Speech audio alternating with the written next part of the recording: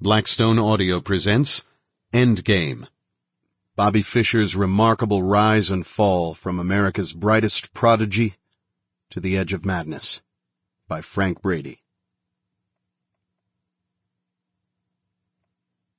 To Maxine, always my talisman.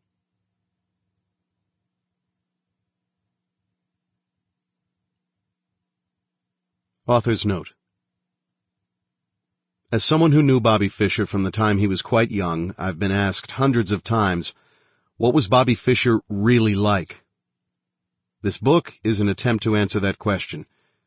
But a warning to those who turn these pages, paradoxes abound.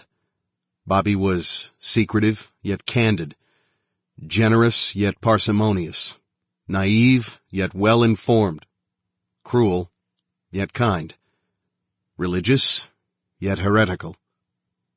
His games were filled with charm and beauty and significance. His outrageous pronouncements were filled with cruelty and prejudice and hate.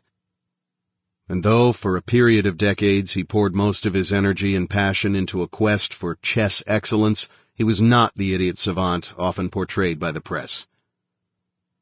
As Virginia Woolf observed in her one attempt at writing a life story, that of artist Roger Fry, a biography is considered complete if it merely accounts for 6 or 7 selves, whereas a person may well have as many as 1,000. Many lives, and then second and even third acts constitute the drama of Bobby Fischer, but my attempt here was to delineate just one of Fischer's kaleidoscopic personalities, that of a genius, an inwardly tortured warrior, and within that framework to capture his shifting identities and roles.